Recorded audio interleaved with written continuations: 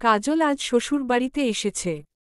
চারপাশ নির্জন। তাওহিদের বাবা নেই, মা গিয়েছেন ননদের বাড়ি বেড়াতে। পুরো বাড়িটা শুনশান, অথচ কাজলের চোখে মুখে ভিন্নরকম এক আলো। আয়নার সামনে বসে আছে সে। নীল রঙা শাড়ি গায়ে, চোখে ঘন কাজল, ঠোঁটে হালকা লিপস্টিক। যেন নিজেকেই নতুন করে সাজিয়ে তুলতে চাইছে। রাত অনেকটা গড়িয়ে গেছে, অথচ তাওহিদ এখনও ফেরেনি। প্রথম যখন বিয়ে হয়েছিল, তখন খুব তাড়াতাড়ি ফিরত সে। কিন্তু এখন নিয়মটা যেন বদলে গেছে, প্রতিদিনই দেরি করে বাড়ি ফেরা। এটা হয়তো কাজলের থেকে অবহেলা পাওয়ার কারণেই। ঠিক তখনই কেবল মেইন দরজায় কড়া নড়ল। কাজল দৌড়ে গিয়ে দরজা খুলল। হাসিমুখে দাঁড়িয়ে আছে সে, মনে ভীষণ উচ্ছ্বাস। দরজার ওপাশে দাঁড়িয়ে তাওহিদ। তাওহিদ প্রথমে কিছুক্ষণ আহাম্মকের মতো তাকিয়ে রইল। যেন নিজের চোখকেই বিশ্বাস করতে পারছে না। কাজলের সেই সাজ, সেই হাসি তাকে অবাক করে দিল। কিছুক্ষণ তার দৃষ্টি কাজলের মুখে আটকে রইল, চোখ ফেরাতে পারছিল না। কিন্তু শেষে সে চোখ ফিরিয়ে নিল।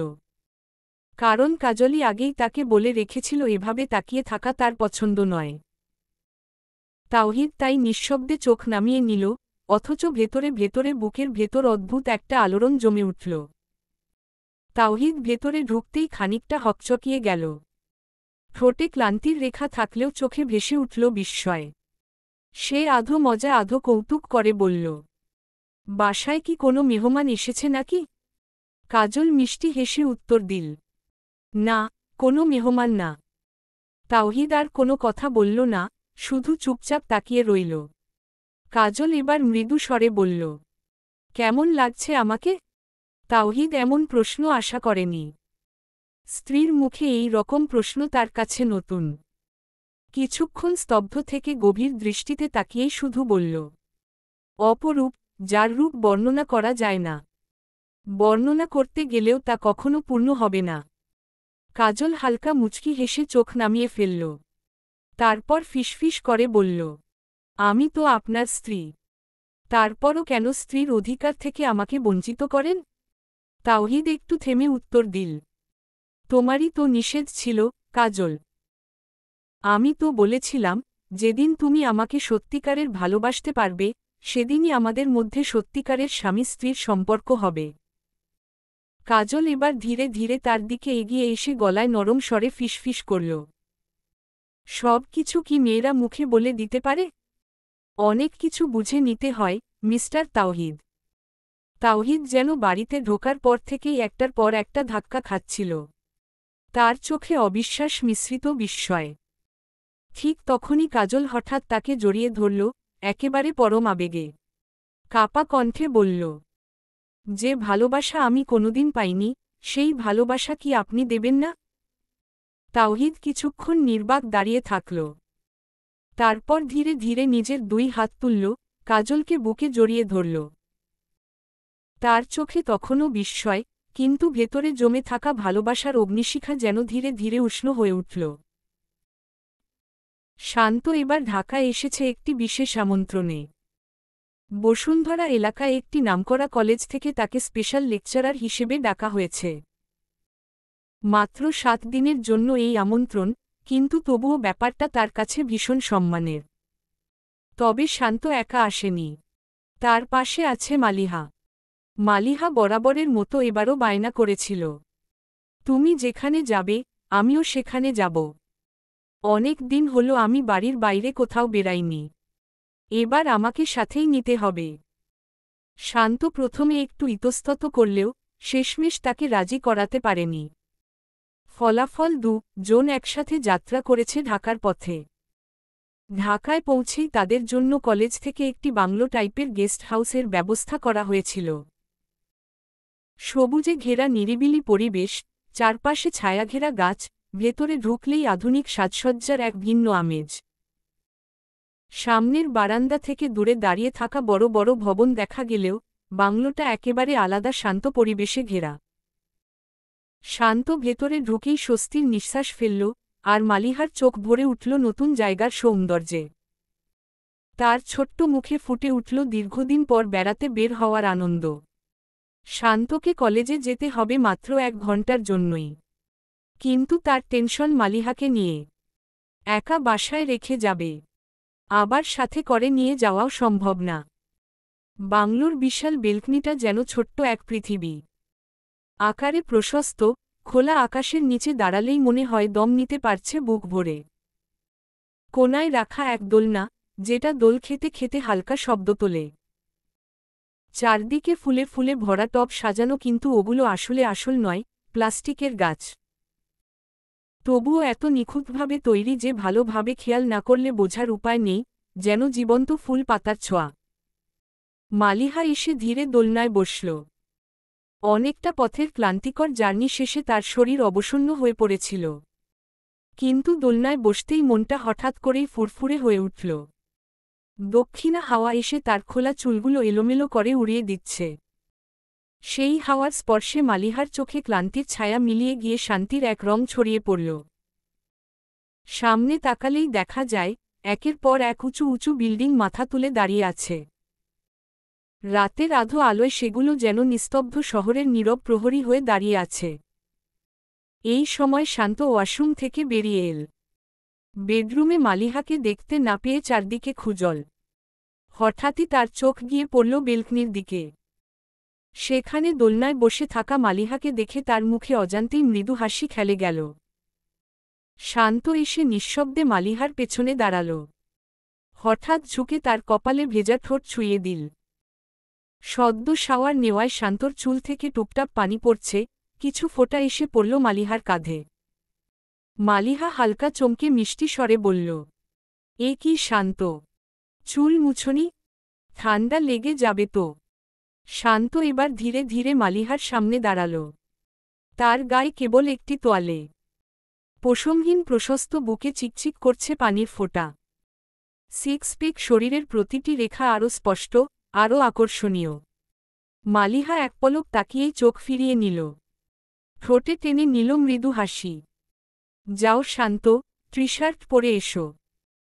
শান্ত আলতো করে মালিহার থুতনিটা আঙুলে তুলে তার চোখের দিকে তাক করল। মৃদু হাসি ছুঁয়ে গেল তার ঠোঁটে। আমার বাচ্চার মা হয়েও তুমি এখনো লজ্জা পাচ্ছ? How funny. শান্তর কথা শুনে মালিহার গাল রাঙা হয়ে উঠল। লজ্জায় চোখ নামিয়ে নিল সে। হাত বাড়িয়ে শান্তর বুকের ওপর হালকা একটা কিল বসাল। দুজনের চোখ একসঙ্গে মিলতেই হাসি ছড়িয়ে পড়ল দুজনের মুখে। সেই হাসি যেন সমস্ত ক্লান্তি ভুলিয়ে দিতেও সক্ষম। শান্ত মালিহার কাছে গিয়ে হেঁচকি স্বরে বলল, বিশ্বাস করো মলিজান, তোমাকে এখন হালকা ব্যথা দিতে ইচ্ছে করছে। হঠাৎ শান্ত মালিহাকে কোলে তুলে নিল। মালিহা তো অবাকের শেষ সীমানায়। কিন্তু শান্ত তো সবই জানে এই সময় কোনো রিস্ক নেওয়া ঠিক না, তবুও কেন এমন করছে? মালিহা বলল, শান্ত কি করছো কি তুমি? তুমি কি সব ভুলে?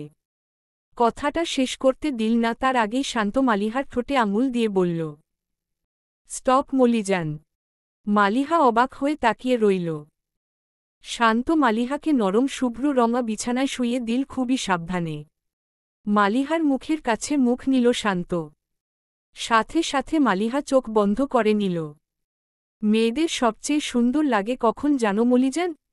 শান্ত ফিসফিস করে বলল। মালিহা চোখ খুলল, তবে শান্তর চোখে চোখ পড়তেই আবারও চোখ বন্ধ করে নিল। মালিহা নিশ্চুপ মাথা নাড়াল, মানে জানে না। তখন যখন মেয়েরা লজ্জা পায়। মালিহা আরও লজ্জায় নিয়ে গেল। মালিহা মনে মনে ভাবল আজকের দিনটার নাম লজ্জা পাওয়া দিবস হিসেবে নামকরণ করা প্রয়োজন ছিল। মালিহার নিঃশ্বাস ভারী হয়ে উঠেছে। সেই শুকনো ঠুক গিলল। শান্ত এবার একটা মুচকি হেসে সোজা হয়ে দাঁড়াল। বিছানায় গুছিয়ে রাখা কম্বলটা টেনে দিল মালিহার শরীরে। মালিহা তো একদম হতভম্ব। সে বড় বড় চোখ করে তাকিয়ে আছে। শান্ত আবারও একটা মুচকি হাসি ছুড়ে দিয়ে বলল, ছি ছি মলিজান, তোমার মাইন্ড দিনকে দিন নেগেটিভ হয়ে যাচ্ছে। তুমি ভাবলে কি করে এই অবস্থায় তোমাকে আমি ব্যথা দিব? মালিহা শুধু পারছে না লজ্জায় মাটির নিচে ঢুকে পড়তে। সকাল তো প্রতিদিনই হয়, কিন্তু কারো জন্য হয় আনন্দের, কারো জন্য আবার হয় কষ্টের। তবে মালিহা আর শান্তর জীবনে এই সকালটা নতুন করে হাসি খুশির সূচনা হয়ে এল। শান্ত আজ কিচেনে ব্যস্ত। যদিও বাইরে থেকে খাবার আনার পরিকল্পনা ছিল, কিন্তু সে নিজেই নিষেধ করে দিয়েছে মালিহার জন্য বাইরে থেকে কিছু খাওয়াই যাবে না। তার জন্য সবকিছু ঘরের ভেতরেই যত্ন করে তৈরি করতে হবে, কারণ মালিহার এই অবস্থায় বাহিরের খাবার ক্ষতিকর। শান্ত নিজ হাতে যত্ন করে এক কাপ চা বানাল। ধোয়া ওঠা কাপ হাতে নিয়ে আস্তে আস্তে রুমে ঢুকল। মালিহা তখনও গভীর ঘুমে, যেন ছোট্ট বাচ্চারা ঘুমাচ্ছে। শান্ত কিছুক্ষণ মুগ্ধ হয়ে তাকিয়ে রইল তার দিকে, অবশেষে শান্ত মৃদুস্বরে ডাকল, মালিয়ানা। মালিহা ধীরে চোখ খুলল। শান্ত স্নেহভরে তাকে ধরে বসিয়ে দিল, তারপর হাতে চায়ের কাপ তুলে দিল। নাও মলিজান। মালিহা মিষ্টি হাসি দিয়ে কাপটা হাতে নিয়ে বলল, খা। তুমি বানিয়েছ? শান্ত মাথা নেড়ে ছোট্ট গর্বের ভঙ্গিতে বলল, হু।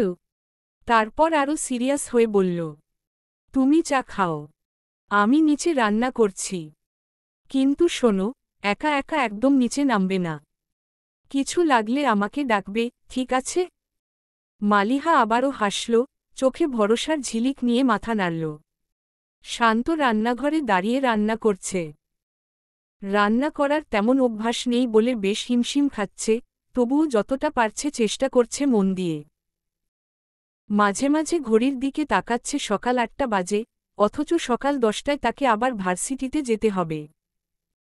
তাড়াহুড়োর মাঝেই হাত পা গুলিয়ে যাচ্ছে, কিন্তু তারপরও হাল ছাড়ছে না। ড্রয়িং রুমে বসে মালিহা সবকিছু দেখছে। স্বামীর এমন অগোছালো অথচ আদরের ব্যস্ততা দেখে তার চোখ মুখ ভরে উঠছে হাসিতে। শান্ত যখন মাঝে মাঝে ভেতর থেকে উকি মেরে তাকায়, মালিহা মুচকি হাসে। হঠাৎ শান্ত রান্নাঘর থেকেই মালিহার দিকে উড়ো চুমু ছুঁড়ে দিল। মালিহা লজ্জা পেয়ে চোখ নামিয়ে ফেলল, আবারও মুখে এক মিষ্টি হাসি খেলে গেল। এমন সময় তরকারি নামাতে গিয়ে শান্তর হাতে চ্যাকা লেগে গেল। আপহ্যাফা। শান্ত হালকা শব্দ করে উঠল। শব্দ শুনেই মালিহা যেন নিজের শরীরেই ব্যথা পেয়েছে এমনভাবে ছটফট করে উঠল। যতটা সম্ভব উঠে ধীরে ধীরে এগিয়ে গেল শান্তর কাছে। তার চলার ভঙ্গিতেই বোঝা যাচ্ছিল, সে খুব দ্রুত যেতে চায়, কিন্তু শরীরের কারণে পারছে না। অবশেষে গিয়ে শান্তর হাত নিজের হাতে তুলে নিল। আঙুলে চোখ রাখতেই মালিহার চোখে জল চিকচিক করে উঠল। অথচ শান্তর হাতটা তেমন কিছু হয়নি, শুধু সামান্য চ্যাকা লেগেছে। শান্ত অবাক হয়ে তাকিয়ে আছে মালিহার দিকে। মৃদুস্বরে বলল, মলিজান, তুমি কাঁদছ কেন? দেখো, আমার কিছুই হয়নি। মালিহা কেঁপে ওঠা গলায় বলল, আমি তো বলেছিলাম আমি রান্না করব, তুমি মানলেই না। শান্ত মালিহাকে নিজের হাতে খাইয়ে দিল খুব যত্ন করে। মালিহাও বাধ্য মেয়ের মতো মুখ ভার না করে খেয়ে নিল। খাওয়ানো শেষ করে শান্ত ড্রেসিং টেবিলের সামনে দাঁড়িয়ে রেডি হচ্ছে। কালো প্যান্টের সাথে সাদা শার্ট ইন করা, উপর দিয়ে কালো কোট, গম্ভীর অথচ আকর্ষণীয় এক সাজ। মালিহা বিছানায় বসে একদৃষ্টিতে তাকিয়ে আছে তার প্রাণপ্রিয় স্বামীর দিকে। শান্তর মাঝে এক অদ্ভুত সৌন্দর্য আছে, যেটা কলেজ সময় থেকেই তাকে টেনে নিয়েছে। হালকা দাড়ির জন্য মুখে এক ধরনের গাম্ভীর্যের ছাপ ফুটে ওঠে, যা মালিহাকে আরও মুগ্ধ করে। শান্ত রেডি হয়ে মালিহার কাছে এসে দাঁড়াতেই মালিহা কিছুক্ষণ তাকিয়ে থেকে শিশুর মতো বলল, না গেলে হয় না? শান্ত মুচকি হেসে উত্তর দিল, না গেলে কি করে হবে বলো মলিজান? সবই তো জানো, আজ আমি ইনভাইটেড। আমি না গেলে চলবেই না। মালিহা জানে শান্তর সেখানে যাওয়া খুব জরুরি। তবুও বাচ্চাদের মতো অভিমান করে ফিসফিসিয়ে বলল, ঠিক আছে, তবে তাড়াতাড়ি ফিরে আসবে। কোটের কলার ঠিক করতে করতে মালিহা আবার বলল, দেখো, দেরি করলে কিন্তু রাগ করব। শান্ত কিছু না বলে মালিহার কপালে চুমু দিল, তারপর মৃদুস্বরে বলল, শোনো মলিজান, একদম নিচে সিঁড়ি দিয়ে নামবে না। মালিহা হাসল, মাথা নেড়ে বলল, আচ্ছা, ঠিক আছে। শান্ত রুম থেকে বেরিয়ে গেল। মালিহা উঠে দাঁড়িয়ে গেল বারান্দায়, যেখান থেকে নিচে দেখা যায়। শান্ত ড্রয়িং রুমে যেতেই মালিহা মিষ্টি গলায় ডাক দিল। Santa. বেলিফুল নিয়ে আসবে? শান্ত উপরে তাকিয়ে মুচকি হেসে বলল। তোমাকে বলার দরকার নেই মলিজান। তোমার এই স্বামী সাহেব কখনোই মলিজানের বেলিফুলের কথা ভুলবে না। মরিয়ম বেগম রুম গুছাচ্ছিলেন। এই বাড়িতে এখন তিনি একাই। স্বামী বেলাল হোসেন সকালেই অফিসে গেছেন। বিকেলের দিকে কয়েকজন বাচ্চা ছেলে মেয়ে আসে তার কাছে পড়াশোনা করতে। অবসরে বসে তিনি নিজের নাতির জন্য অনেকগুলো নকশি কাঁথা বানিয়ে রেখেছেন খুব যত্ন আর ভালোবাসা দিয়ে। বিছানার পাশে রাখা টেবিলটায় সাজানো আছে মালিহার 3টা ছবি। একটাতে বয়স মাত্র 6 বছর গালভরা হাসি। আরেকটাতে বয়স 14-15, হাতে একটা টফি ধরা। সেটা এসএসসি পরীক্ষায় ভালো রেজাল্ট করার পুরস্কার হিসেবে পেয়েছিল। আর শেষ ছবিটা মালিহার বিয়ের দিন, শাড়ি পরা, লাজুক মুখশ্রী। মরিয়ম বেগম ছবিগুলোর দিকে তাকিয়ে থাকলেন। একটা ছবি হাতের কাছে নিয়ে আলতো করে আঁচল দিয়ে মুছে দিলেন ফ্রেমটা। হঠাৎ মেয়ের কথা মনে পড়তেই চোখ ভিজে উঠল, 2 ফোঁটা জল গড়িয়ে পড়ল গাল বেয়ে। ছবিটা আবার রাখতে যাবেন ঠিক তখনই হাত ফসকে নিচে পড়ে গেল। এক মুহূর্তেই ফ্রেমটা ভেঙে চুরমার হয়ে গেল মেঝেতে। মরিয়ম বেগম হাঁ করে তাকিয়ে রইলেন। বুকের ভেতরটা কেমন ধক করে উঠল। অজানা আশঙ্কায় শরীর কেঁপে উঠল তার। কাপা হাতে তাড়াতাড়ি ফোনটা তুলে মালিহার নাম্বারে কল দিলেন। একবার, দুবার রিং বাজল, কিন্তু কল কেউ ধরল না। মালিহা শুয়ে আছে, ফোনটা ডেস্কের উপর রাখা। হঠাৎ তৃষ্ণা পেয়ে গেল, তাই ধীরে ধীরে উঠে বসল। পানির বোতলটা হাতে নিতে গিয়ে দেখল সেটি খালি। শান্ত সবকিছুই যত্ন করে রেখে গিয়েছিল, কিন্তু হয়তো তাড়াহুড়োয় পানির কথা ভুলেই গেছে। মালিহা কিছুক্ষণ দ্বিধায় থাকল। শান্ত কতবার যে বারণ করেছে সিঁড়ি দিয়ে নামতে, সেটা সে খুব ভালো করেই মনে রেখেছে। তবুও তৃষ্ণা আর অস্বস্তিতে শেষমেশ দরজা খুলে বেরিয়ে এল। এক হাতে দেয়াল ধরে সাবধানে নামতে লাগল সিঁড়ি বেয়ে। 2-3 কদম নামার পর হঠাৎ তার পা ফসকে গেল। মুহূর্তের ভেতর সবকিছু অন্ধকার হয়ে এলো চোখের সামনে। গায়ের সমস্ত শক্তি হারিয়ে গড়িয়ে গড়িয়ে নিচে পড়তে লাগল সে। Ahahaha. একটা আর্তনাদ বেরিয়ে এলো গলা ফুঁড়ে। কিন্তু কণ্ঠস্বরটাও যেন নিস্তেজ হয়ে যাচ্ছিল ধীরে ধীরে। প্রতিটা ধাপের সাথে শরীরটা আছড়ে পড়ছে, যন্ত্রণায় ছটফট করছে মালিহা। 2 হাত দিয়ে মরিয়া হয়ে নিজের পেট চেপে ধরেছে সে, কারণ সে খুব ভালো করেই জানে, এই অবস্থায় একটা পতন মানে শুধু তার নয়, তার ভেতরের অমূল্য প্রাণটারও জীবন বিপন্ন হতে পারে। নিচে ফ্লোরে এসে সজোরে আছড়ে পড়তেই নিস্তব্ধ হয়ে গেল চারপাশ। মালিহা কাতর কণ্ঠে কেবল একবার ডেকে উঠল। Santa. পুরো দেহ লাল রক্তে রঞ্জিত হয়ে উঠল মালিহার। ব্যথায় কাঁপতে কাঁপতে সে চটপট করছে, কিন্তু মুখ দিয়ে কোনো শব্দ বেরোচ্ছে না। বুকের ভেতর হাজারো চিৎকার জমে আছে, অথচ ঠোঁট নীরব, কণ্ঠ যেন বন্ধ হয়ে গেছে। তার পেটে বেড়ে ওঠা অমূল্য ধনটাও অস্বাভাবিকভাবে নড়ছে, যেন সেও ব্যথায় ছটফট করছে মায়ের মতো। মায়ের যন্ত্রণা সন্তানও ভাগ করে নিচ্ছে, এ দৃশ্য যেন মৃত্যুর আগমনী বার্তা হয়ে উঠছে। আবারও সমস্ত শক্তি এক করে মালিহা ফিসফিসিয়ে চিৎকার করল। Santa. কিন্তু ডাকটা 4 দেওয়ালের ভেতরেই বন্দী হয়ে গেল। বাইরে পৌঁছাল না, কেউ শুনল না। আলতো চোখে তাকাতেই সামনে টেবিলে রাখা টেলিফোন চোখে পড়ল। ওটাই হয়তো শেষ ভরসা। মালিহা কাপা হাতে হাত বাড়িয়ে দিল তার দিকে। চোখে জল জমে উঠছে, ঠোঁট কাঁপছে। শান্ত, তুমি কোথায়? তোমার মলিজান যে নিঃশ্বাস হারিয়ে ফেলছে, তোমার রক্ত মাটির সঙ্গে মিশে যাচ্ছে। সেই শরীরটাকে টেনে হেঁচড়ে এগোতে লাগল টেলিফোনের দিকে। প্রতিটা টানেই ব্যথা তাকে আরও ছিন্নভিন্ন করে দিচ্ছে। হাত সামনে বাড়ালেও শক্তিহীন শরীর তাকে দিচ্ছে না সাড়া। রক্ত গড়িয়ে মেঝেটা লাল হয়ে গেল। সেই লালের মাঝে পড়ে রইল মালিহা, এক মুঠো নিঃশ্বাস আর এক গর্ভভরা স্বপ্নকে আঁকড়ে। মালিহা অপেক্ষা করছে তার স্বামীর। শান্ত কি আসবে তার গর্ভের সন্তানকে রক্ষা করতে? মালিহার নিজেকে নিয়ে কোনো ভয় নেই, ভয় তার পৃথিবীর আলো না দেখা সন্তানকে নিয়ে। হঠাৎ প্রধান দরজা খোলার শব্দ হল।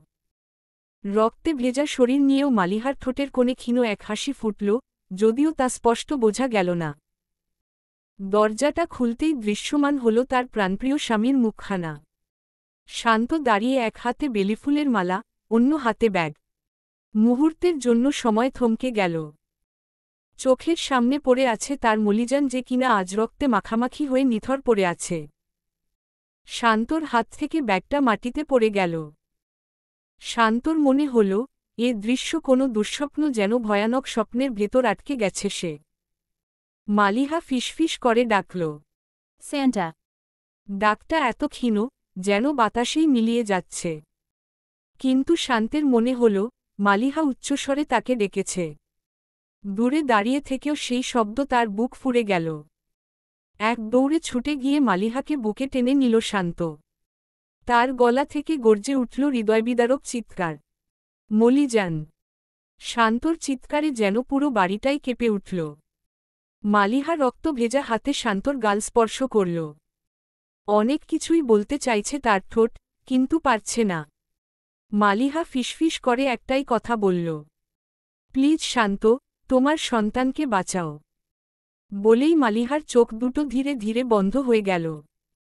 শান্ত মালিহাকে বুকের ভেতর শক্ত করে আগলে নিল, তারপর বুক ফেটে যাওয়া চিৎকারে বলল, আমার মলিজান, একটু সহ্য করো, তোমার কিচ্ছু হতে দিবে না তোমার স্বামী। চোখ খুলো, প্লিজ, চোখ খোলো। তোমাকে ছাড়া বাঁচবে না তোমার শান্ত। ও মলিজান, তুমি বলছিলে না তোমার জন্য বেলিফুলের মালা আনতে? দেখো আমি মালা এনেছি, উঠো না, উঠো। দেখো আমার দম বন্ধ হয়ে আসছে, উঠো। খোদার কসম, মলিজান, আমি বাঁচুম না তোমারে ছাড়া। শান্তর সাদা শার্ট লাল রক্তে মাখামাখি হয়ে গেছে। কেউ সাক্ষী রইল না তাদের এই কষ্টের মুহূর্তের, শুধুমাত্র প্রাণহীন চারদিকের দেওয়াল ছাড়া। ঢাকার ব্যস্ত রাস্তা বেয়ে হাজার গাড়ির ভিড় ঠেলে এগোচ্ছে এক অ্যাম্বুলেন্স। লাল নীল বাতির ঝলকানি আর হুইসেলের কর্কশ শব্দও যেন এই নগরীর জ্যাম ঠেলে এগুতে পারছে না। অ্যাম্বুলেন্সের ভেতরে শুয়ে আছে মালিহা, সাদা চাদরে মোড়ানো শরীর, মুখে অক্সিজেন মাস্ক, চারপাশে মৃত্যুভয়ের গন্ধ। শান্ত শক্ত করে ধরে রেখেছে মালিহার হাত, যেন হাতটা ছেড়ে দিলেই তার মলিজান হারিয়ে যাবে দুনিয়ার অন্ধকারে। শান্তর চোখে আর্তনাদের সাগর, ঠোঁটে কেবল একটি প্রার্থনা, হে আল্লাহ, আমার মলিজানকে ফিরিয়ে দাও।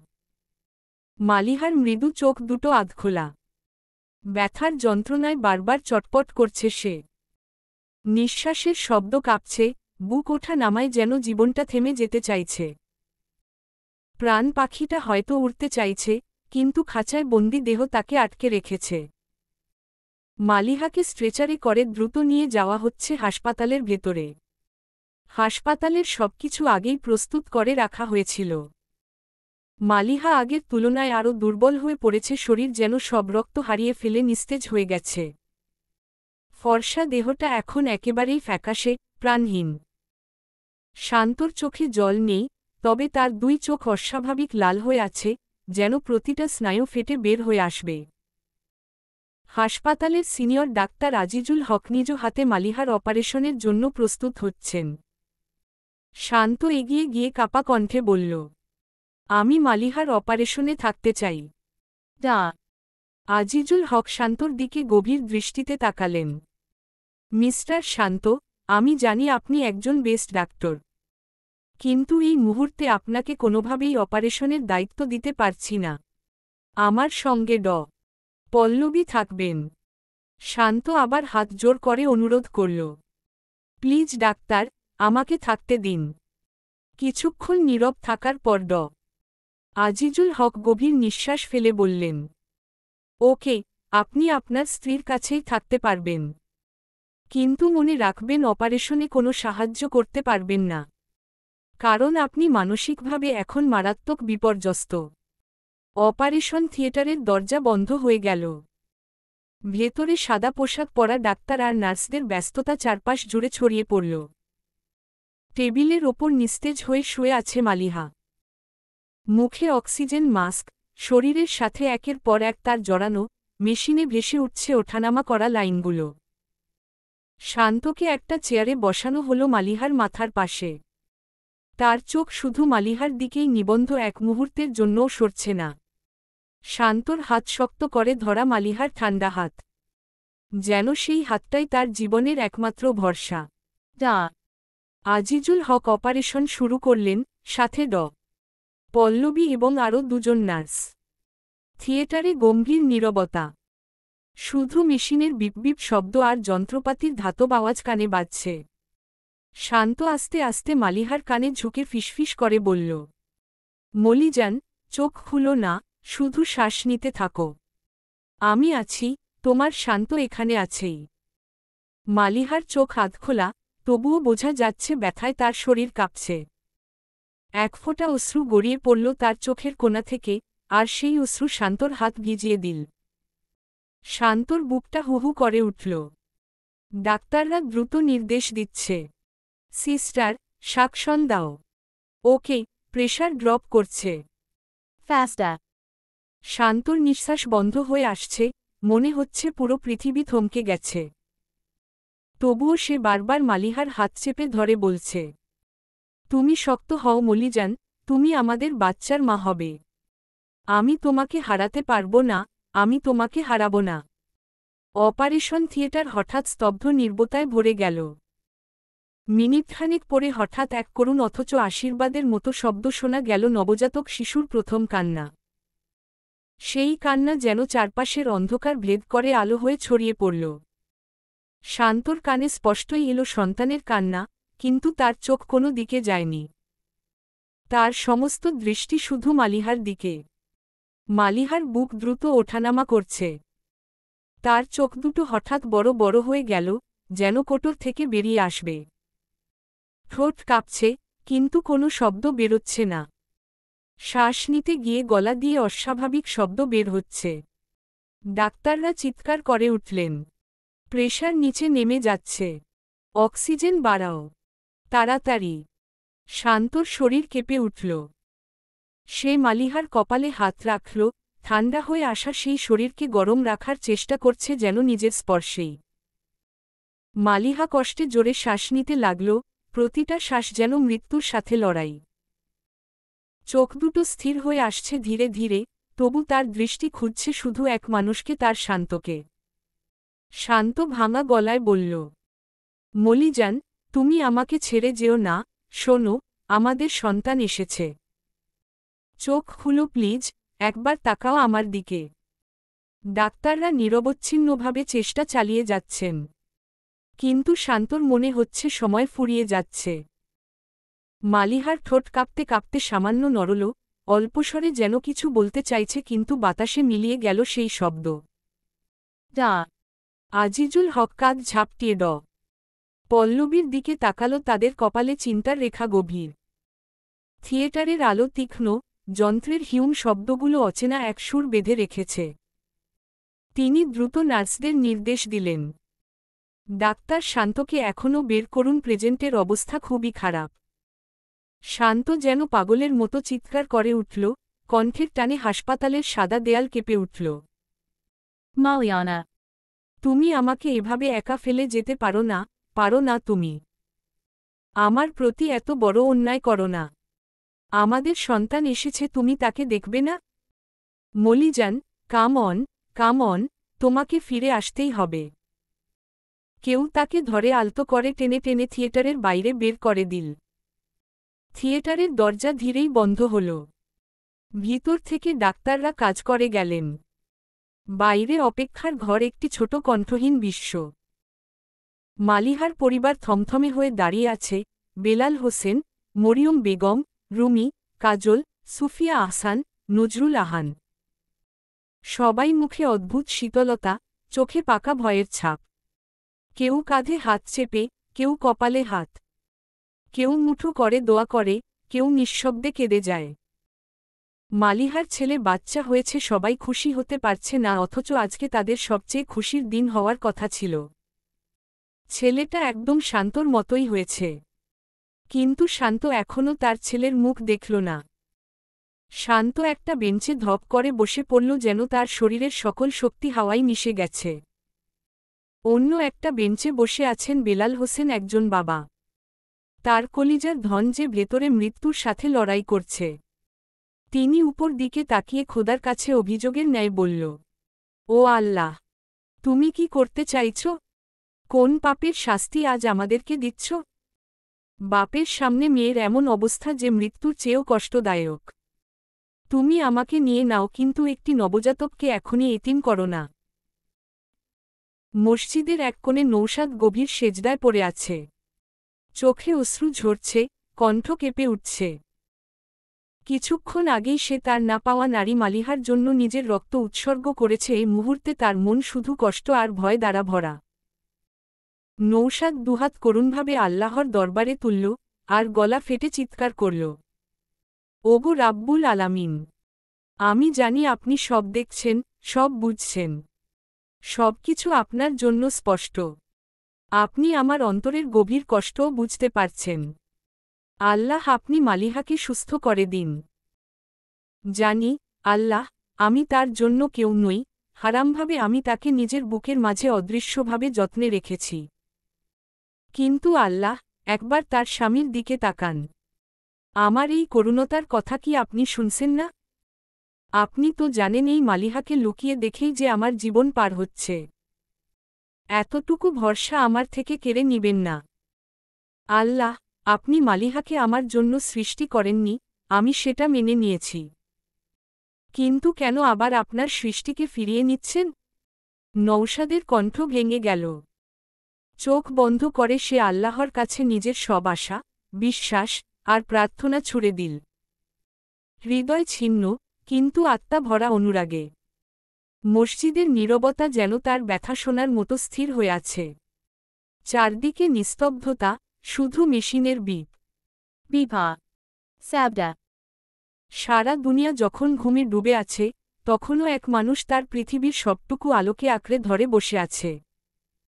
মালিহা সাদা বিছানায় নিস্তেজ হয়ে শুয়ে আছে। মুখটা ফ্যাকাশে হলেও যেন অপার্থিব এক সৌন্দর্যে ভরে আছে। নরম চোখের পাতা দুটো নির্ভার ঘুমের মতো নিথর। মালিহার এখনও হুঁশ ফিরেনি। ডক্টর বলল ২৪ ঘণ্টা না যাওয়া অবধি কিছু বলা যাচ্ছে না। শান্ত এক দৃষ্টিতে তাকিয়ে আছে তার জীবনের সবচেয়ে প্রিয় মানুষটির দিকে। পৃথিবীর সব ভয়, সব দুশ্চিন্তা, সব নিরাশা এক মুহূর্তে যেন হার মেনেছে এই নীরব তাকানোর সামনে। মালিহার কাঁপাহীন হাতটি নিজের দুই হাতে শক্ত করে চেপে ধরল সে। মনে হল, যদি ছেড়ে দেয়, তবে পৃথিবীটাই ফাঁকা হয়ে যাবে। শান্ত কাপা হাতে মালিহার হাত মুখের কাছে তুলল। অশ্রুসিক্ত চোখের ভেতর থেকে গভীর ভালোবাসা মিশিয়ে নিঃশব্দে ছুঁয়ে দিল সেই হাত। ঠোঁটের ছোঁয়ায় যেন নিজের সমস্ত প্রাণ ঢেলে দিল। পাশেই ছোট্ট একটা বেডে শুয়ে আছে তাদের নব্য পৃথিবীতে আগমন করা সন্তান। শান্ত উঠে গিয়ে দাঁড়াল ছোট বেডের সামনে। বাচ্চার মুখের দিকে তাকাতেই অজান্তেই মুখে হাসি ফুটে উঠল। এতক্ষণ ঘুমেই ছিল শান্ত, যখনই বাচ্চাটার গালে হাত দিল সাথে সাথে বাচ্চাটা টাগর টাগর আঁখি মেলে তাকাল। বাচ্চাটা নিলিব্ধ তাকিয়ে রইল শান্তর দিকে। এটাই যে তার পিতা বুঝল কি না কে জানে। শান্ত বাচ্চাটাকে কোলে তুলে নিল। তারপর গালে কপালে চুমু খেল। শান্তর চোখ বেয়ে দুফোঁটা জল গড়িয়ে পড়ল। শান্ত গিয়ে মালিহার মাথার কাছে দাঁড়িয়ে ডাকল, Maliana. Utho. দেখো আমাদের সন্তান। একটা নামও তো রাখতে হবে, তাই না? একটা নাম দাও আমাদের সন্তানের। কিন্তু মালিহা একইভাবেই শুয়ে থাকল। শান্তর আশ্রুসিক্ত কথাগুলো শুনল কি না কে জানে। শান্ত বাচ্চাটাকে মালিহার পাশেই শুইয়ে দিল। বাচ্চাটার ছোট হাত পা মালিহার শরীরে লাগছে। অনেকক্ষণ কেটে গেল এভাবেই। শান্ত একবার মনিটরে থাকাল। সে খেয়াল করল মালিহা ধীরে ধীরে রেসপন্স করছে। শান্ত মালিহার কাছে বসে পড়ল। আবারও ডাকল। এভাবে হাল ছেড়ে দিলে কি করে হবে? আমাদের যে এখনও অনেকটা পথ বাকি। আমাদের সন্তানের সাথে যে আমাদের সময় কাটাতে হবে। Utho. মালিহা এবার ধীরে ধীরে চোখ খুলল। শান্তর মুখে হাসি ফুটে উঠল। মালিহা ফিসফিস করে ডাকল, Santa. শান্তর যেন খুশিতে কথা আটকে গেছে। Say Balala. Maliana. দেখো আমাদের বেবি এসেছে। মালিহা তার সন্তানের দিকে তাকাল।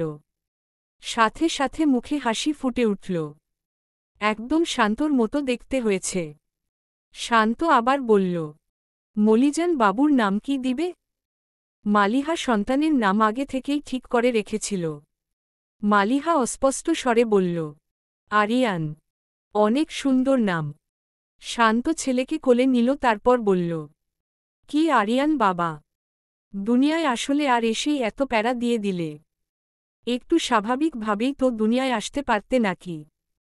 মালিহা বাপ ছেলের দিকে তাকিয়ে মুচকি হাসল। কিছুক্ষণ আগেও যে রুমটা ছিল একদম নিস্তব্ধ, কষ্টে ভরা, সেখানেই এই মুহূর্তে খুশির আভা ছড়িয়ে পড়ছে। সময় এক অনন্ত স্রোতধারা। সে কারো জন্য থেমে থাকে না, কারো জন্য অপেক্ষা করে না। সময়ের প্রবাহে ঋতু বদলায়, প্রকৃতির রং বদলায়, মানুষের মনও বদলে যায়। একদিন যে ফুল ফুটে হৃদয় ভরিয়ে তোলে, অন্যদিন সেই ফুল ঝরে যায় নিঃশব্দে। ঠিক তেমনি জীবনের প্রতিটি অধ্যায় সময়ের পাতায় লিখে যায় ভিন্ন ভিন্ন গল্প। কেউ চাইলেই সময়কে আঁকড়ে ধরে রাখতে পারে না, কেবল স্মৃতির ভেতর তাকে বন্দি করা যায়। অথচ স্মৃতিও ধীরে ধীরে মলিন হয়ে যায় সময়ের ধুলোয়। তবুও মানুষ বেঁচে থাকে, নতুন ভোরের আশায়, নতুন দিনের প্রতীক্ষায়। রান্নাঘরে ব্যস্ত মালিহা। পাশে রুমি, জনে মিলে নিয়মিত রান্নার কাজ সারছে। এদিকে ডাইনিং রুমে বসে আছেন সুফিয়া আহসান আর নজরুল আহসান। সুফিয়া আহসান জিজ্ঞেস করলেন, মালিহা, শান্ত আর আরিয়ানকে তো কোথাও দেখছি না, কোথায় গেল? রান্নাঘর থেকেই মালিহা উত্তর দিল, ওরা মনে হয় রুমেই আছে, আর কোথায়ই বা থাকবে। দেখতে দেখতে 6টা বছর কেটে গেছে। আরিয়ান এখন স্কুলে যায়। রান্না শেষ করে দুপুরে খাওয়ার জন্য রুমে ঢুকতেই মালিহা হকচকিয়ে গেল। পুরো রুমের এক অগোছালো অবস্থা। রাগে মালিহা চিৎকার করে উঠল, আসাবা কি? চোখ ঘুরিয়ে বিছানার দিকে তাকাতেই দেখল শান্ত শুয়ে আছে চোখ বন্ধ করে। শান্ত, উঠো। মালিহা ডাক দিল। ঠিক তখনই আরিয়ান মুখে আঙুল দিয়ে মায়ের দিকে ইশারা করল, স্টপ মাম্মা। পাপা অসুস্থ, তুমি বুঝতে পারছ না? ভ্রু কুচকে মালিহা জিজ্ঞেস করল, কি হয়েছে? আরিয়ান গম্ভীর ভঙ্গিতে গলায় ঝুলানো স্টেথোস্কোপ বুকে রেখে নাটকীয় ডাক্তার সেজে বলল, মাম্মা, পাপার বুকে সমস্যা হয়েছে। মালিহা কষ্টে হাসি চেপে গম্ভীর স্বরে জানতে চাইল, কি সমস্যা? আরিয়ান বুক ফুলিয়ে উত্তর দিল, পাপার বুকে ভালোবাসার ঘাটতি পড়েছে। বুকটা জোরে জোরে বলছে, ও বউ, আমাকে একটু ভালোবাসো। মালিহা এবার রাগী স্বরে বলল, এসব কথা কে শিখাল তোমায়? ঠোঁট উল্টে আরিয়ান বলল, আমাকে পাপা কিছু শিখায়নি। মালিহা এবার শান্তর দিকে তাকিয়ে রাগে বলল, ও তার মানে তোমার পাপাই এসব শিখিয়ে দিয়েছে? শান্ত এক চোখ মেলে ছেলের কানে ফিসফিস করে বলল, বাপ আমারে মাইর খাওয়াইছস না। আরিয়ান নিষ্পাপভাবে বলল, মাম্মা কি তোমাকে মারবে? শান্ত মাথা নেড়ে গম্ভীর ভঙ্গিতে বলল, অবশ্যই। মালিহা এবার রেগে ছেলেকে ধরতে গেলেই আরিয়ান হাত ফসকে নিচ দিয়ে বেরিয়ে গেল। মালিহা আঙুল উঁচু করে শান্তর দিকে তাকিয়ে বলল, Santa. Asaba কি? কেন এসব কথা শিখাচ্ছ আরিয়ানকে? শান্ত এবার উঠে মালিহার কাছে এসে মাথা নিচু করেই বলল, Maliana. আমি কি বুড়ো হয়ে গেছি? আমাকে তুমি একটুও ভালোবাসো না? মালিহা মুখ ঝামটি মেরে বলল, এক ছেলের বাপ হয়ে আবার আসছে ভালোবাসতে যাও? শান্তর বুকে ধাক্কা দিল। হঠাৎ করেই শান্ত বুকে জাত চেপে ধরে আতনাদ করে উঠল, আহ! মালিহা এক মুহূর্তে শান্তর বুকে হাত দিয়ে ব্যস্ত গলায় বলল, শান্ত, কি হয়েছে তোমার? শান্ত বুকে হাত দিয়ে চোখ টিপ দিল মালিহাকে। মালিহা ভ্রু কুচকে দেখেই বুঝল শান্ত অভিনয় করছে। মালিহা এবার সিরিয়াস ভঙ্গিতে বলল, শান্ত, এসব আমার ভালো লাগে না। এভাবে কেন ভয় দেখাও? মালিহার চোখে পানি চিকচিক করছে।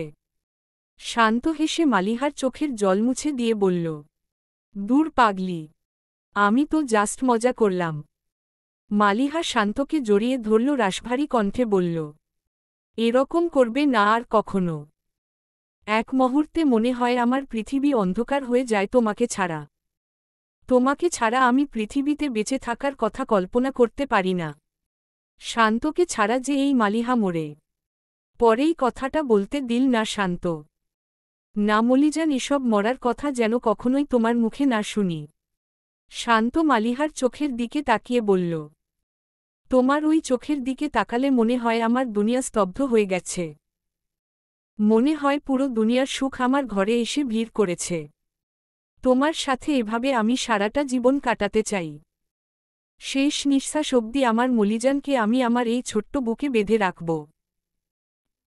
ফ্রান্সের এক নিঃশব্দ দালানের ছোট্ট একটি রুম। রাতের নিস্তব্ধতা যেন চারপাশকে আচ্ছন্ন করে রেখেছে। সময় তখন রাত প্রায় 2:30। রুমের মাটিতে পাতা জায়নামাজের উপর নৌশাদ দীর্ঘ নামাজ শেষ করে ধীরে ধীরে মাথার টুপিটা খুলে ডেস্কের উপর রাখল। ক্লান্ত অথচ প্রশান্ত ভঙ্গিতে বেলকনির দিকে এগিয়ে গেল সে। বেলকনি খুলতেই ফ্রান্সের শহরের রাতের সৌন্দর্য যেন চোখে ধরা দিল, রঙিন আলো, আকাশচুম্বী দালান, আর দূরের গাড়ির লাইটে শহরটা যেন জীবন্ত ছবির মতো লাগছে। এত সৌন্দর্যের মাঝে যে কারোর চোখে আনন্দের ঝিলিক ফুটে উঠত, কিন্তু নৌশাদের চোখে সেই খুশির আভা নেই। তার চোখ দুটি লালচে, মুখমণ্ডলে কষ্টের চাপ স্পষ্ট। বোঝা যায় কিছুক্ষণ আগেই সে সেজদায় মাথা রেখে কান্নায় ভিজিয়েছে আল্লাহর দরবার। নৌশাদ বেলকনি থেকে ফিরে এসে ধীরে ধীরে ফ্লোরে বসে পড়ল। পা দুটো সামনে মেলে দিল। এ যেন তার প্রতিদিনকার রুটিন। সারাটা দিন যতই কোনোভাবে পার হয়ে যাক না কেন, রাত নামলেই সময় যেন থমকে দাঁড়ায়। মিনিটগুলো যেন ঘণ্টার মতো দীর্ঘ হয়, আর রাতটা হাজারো বোঝা হয়ে বুকের ওপর চেপে বসে। চোখ বন্ধ করতেই এক পরিচিত মুখ ভেসে উঠল মালিহা। তার হাসি, তার চোখ, তার নির্ভরতার ছায়া যেন আজও নৌশাদের ভেতর ঘুরপাক খায়। হঠাৎই সে হাত বাড়িয়ে পাশে রাখা ডায়েরিটা তুলে নিল। পাতাগুলো খুলতেই সেখানে তার ছেলেবেলা থেকে শুরু করে আজ পর্যন্ত প্রতিটি মুহূর্ত লেখা। সুখ দুঃখের, পাওয়া না পাওয়ার, আর সবকিছুর কেন্দ্রবিন্দুতে শুধু মালিহা। মালিহার সন্তান হওয়ার 2 বছর পরই নৌশাদ বাধ্য হয়ে চলে আসে ফ্রান্সে। সেই থেকে এই দূরদেশ, এই নির্জন রাত, আর সেই একই স্মৃতি তাকে কুড়ে কুড়ে খায়। সে কাপা হাতে ডায়েরির পাতা উল্টে লিখতে লাগল। চিঠি পৌঁছানোর কোনো পোস্টঅফিস নেই, অথচ বুকের ভেতর চিঠির পাহাড় জমে আছে। লেখার মতো শব্দ নেই, অথচ ভেতর হাজারো শব্দ বুক ছিঁড়ে বেরিয়ে আসতে চাইছে। পৃথিবীর নিয়ম কতটা জঘন্য! যে যাকে চায় তাকে পেলে কি এমন ক্ষতি হয়? আজ এই অবাধ্য বেশরম মনে তোমার উদ্দেশ্য একটা চিঠি লিখতে বসলাম। এই চিঠি তোমার কাছে পৌঁছাবে না শুধু কলমের কালি আর খাতা নষ্ট, এই আর কি। ভেবেছিলাম তোমাকে সারাজীবন লুকিয়ে দেখেই আমার বাকি জীবনটা পার করে দিব। কিন্তু তার পারলাম না। যখন দেখি তুমি তোমার স্বামীর সাথে তোমাদের সন্তান একসাথে হেঁটে যাচ্ছ, মুখে হাসি ঝুলিয়ে, কত খুশিতে তোমরা আছো, তখন দেখতে যেমন আনন্দ হয়, কিন্তু তার পরমুহূর্তে আমাকে মৃত্যুর সমান যন্ত্রণা দেয়। তাই চলে এলাম তোমার থেকে 1000 মাইল দূরে, যেখান থেকে চাইলেই তোমাকে আর দেখতে পারিনি। কিন্তু হাস্যকর কথা কি জানো, এখানে আসলে আমি ভেবেছিলাম আমি হয়তো তোমাকে ভুলতে পারব, কিন্তু এখন তোমাকে সেকেন্ডে সেকেন্ড মনে পড়ে। আমি আসলে ব্যর্থ, আমি কখনোই মনের কথা তোমাকে বুঝাতে পারিনি। আমি বুঝতাম তুমি আমাকে ইগনোর করছো, কিন্তু আমি সেই অবহেলাকে ভালোবাসার রূপে বরণ করেছিলাম। জীবনে ভালোবাসা কাকে বলে তোমাকে দেখে বুঝেছিলাম, কিন্তু সেই ভালোবাসা যে পাবো না তা কখনোই ভাবতে পারিনি। সকলের প্রিয় জিনিসটা পাওয়ার জন্য নিজের পরিবার, মা বাবার কাছে আবদার করে, কিন্তু আমার আবদার করা বা পূরণ করার মতো কেউ ছিল না, তাই হয়তো তোমাকে এত সহজে হারিয়ে ফেলেছি। পৃথিবীতে যদি এমন কোনো নিয়ম থাকত যে যাকে চাই তাকেই পেয়ে যেত, তাহলে আমি এই নৌশাদ হয়তো পৃথিবী উজাড় করে হলেও তোমাকে নিজের করে নিতাম। তুমি যদি একবার বলতে আমাকে ভালোবাসো, তাহলে পৃথিবীর কোনো শক্তি তোমাকে পেতে আমাকে বাধা দেওয়ার মতো সাহস হতো না, কিন্তু তুমি তো আমাকে ভালোই বাসনি। জানি তুমি সুখে আছো নিজের স্বামী সন্তান নিয়ে। কিন্তু তোমার কি মনে পড়ে আমার কথা? মনে না পড়ারই কথা, কারণ তুমি যে আমাকে এক বিন্দুও ভালোবাসোনি। যখন ভাবি পৃথিবীর সবকিছু পাওয়া হলেও তোমাকে পাওয়া হবে না, পৃথিবীর সবকিছু স্পর্শ করতে পারলেও তোমাকে স্পর্শ করতে পারব না। যখন ভাবি সবার ভালোবাসা পেলেও তোমার ভালোবাসা পাব না, বিশ্বাস করো আমার হৃদয় ছিন্নবিচ্ছিন্ন হয়ে যায়। মৃত্যুর যন্ত্রণা কেমন আমি জানি না, তবে তোমাকে না পাওয়ার মতো যন্ত্রণার চাইতে হয়তো বেশি না। যদি পরজন্ম নামক জিনিসটা থাকতো তাহলে আমি পরজন্মে ভিলেন হয়ে জন্মাতাম, তোমাকে কেড়ে নিতাম, তোমাকে আমার করে নিতাম। আমি এই আকাশ বাতাসকে বলে দিতে চাই, তোমরা আমার না পাওয়া নারীকে জানিয়ে দিও, পৃথিবীর কোনো এক প্রান্তে কোনো পুরুষ তাকে না পাওয়ার যন্ত্রণায় আজও ছটফট করে, আজও ভালোবাসে, মৃত্যুর আগ পর্যন্ত ভালোবেসে যাবে। জানি তোমার জন্য অপেক্ষা করা মানেই হতাশা, তবুও এই নৌসাদ তোমার অপেক্ষায় চিরকাল থাকবে। কিন্তু তুমি তা জানতেও পারবে না। আমাদের আর দেখা হবে না ম্যাডাম।